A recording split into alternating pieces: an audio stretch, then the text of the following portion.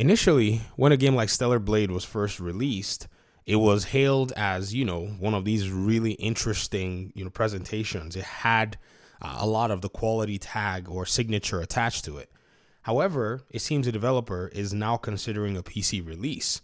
Being a PlayStation exclusive second or third party game, whatever you want to call it, may have been beneficial during the development phase. I can't blame the developers for taking money to get their game out.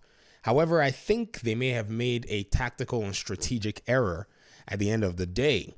Possibly a different investment strategy would have helped them, because we see companies like Square Enix moving away from the PlayStation platform exclusivity. They even have signaled it. And this is a number of games. In the case of ShiftUp, which is the company that developed this game, I don't really know about any of their other games, but we know that this game was supposed to come to Xbox and PlayStation basically just blocked it. Now they're considering a PC release, and I think the reason they're doing so is simply because their game doesn't have as much brand availability as, say, another game from another Korean developer, which would be Lies of P. The Stellar Blade game, in terms of sales, also kind of indicates that to you, simply because it only sold about 1 million copies when the game was launched. So that's about how much, in terms of sales that we know, and that was not impressive. A game like Lies of P, which was on Game Pass, think about this, ladies and gentlemen, a game was on Game Pass.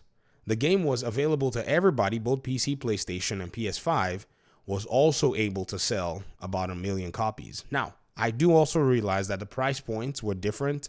At the time Lies of P was coming out, it was around October 2023, which was the same time as Starfield, a very packed month. Actually, well, it was close to October anyways. The sales by October showed that it has sold about 1 million units, and it was a Souls-like too. So even a game that has more of a niche audience was able to still sell because availability was actually there. And one thing people don't realize about a platform like Game Pass is it's a marketing platform. You see, risk is a big thing that you must take. Some people shout, "Oh, Game Pass, this." But even making a game is a bigger risk than actually putting your game on Game Pass. Did you know that?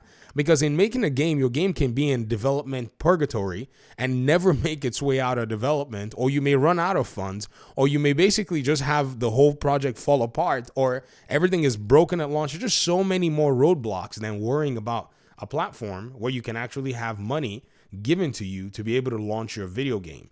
So at the end of the day, the Game Pass deal for that game did not seemingly have too much of an effect when looking at, how the ShiftUp game, which came later down the road, had not necessarily been too impactful on the PlayStation platform. A platform with about 60 plus million, users only was able to buy 1 million copies of your game. This is the regular data structure. If the game doesn't necessarily have that mass appeal, like say Final Fantasy and even Mortal Kombat or Street Fighter, it's going to be hard to sell a game on these platforms if you're not Call of Duty or a live service free-to-play game or whatnot. So this is where things are, very interesting. So I think this is one of the reasons you're seeing ShiftUp considering this PC release. It's not that they're considering it, is that they're probably going to need it. Because again, here's the next part, sustainability of your studio. You got to keep doors open. You got to keep the lights on. If PlayStation gave you money for development costs, you've only recouped that. But what happens with, burn rate, like the people that you have on staff, the people that you're paying to continue to make your next iteration, your DLC, all of those things? Yes, you could, basically go farm investor money, but still, you still need to be making money, and making money is as a result of sales. This is why a game like GTA 5 can hold, Rockstar for many, many years while they sit there and churn out another game. This is why most studios will make one game and they can stay profitable for the longest time. Respawn is another example. They have their live service game that continues to bring in money, which is Apex Legends under EA, while they make, their single player games, they make their licensed games and all of the above. So again, I think ShiftUp is in a very precarious situation. They probably don't know it yet, but not until they get the Square Enix, realization are they going to realize, well, maybe we should have done things differently. I hope things work out for them. I hope they can get a PC release that sells well. I think if they launched on PC, they'll sell just as well as they did on PlayStation, if not even better, because you just, it's just the PC platform. It's an unfair comparison anyways. There are more players on PC than there are on the consoles. But at least I think if they had actually done a PC launch, that would have probably helped them, in that regard. But I wanted to point that out because I thought this was an interesting story that we kind of glossed over in terms of, what's going on with the studio and what's going on with the game, because I think everybody was celebrating, oh yeah, the developers have become multi-billionaires and the owner of the studio, blah, blah, blah, blah, blah.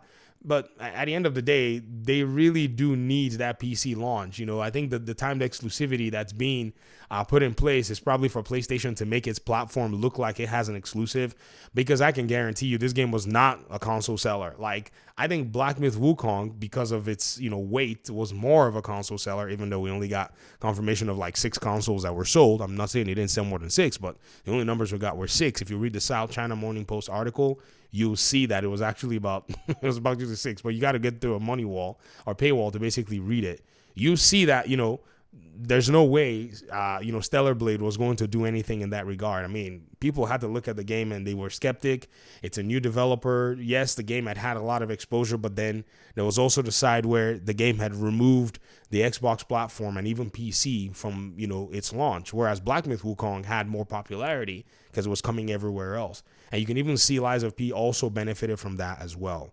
But I want to go ahead and talk about this in this video. I really appreciate you guys' time and audience. Let me hear your thoughts in the comment section. Thanks so much for watching the video, and hopefully we'll talk pretty soon in another one. Peace out.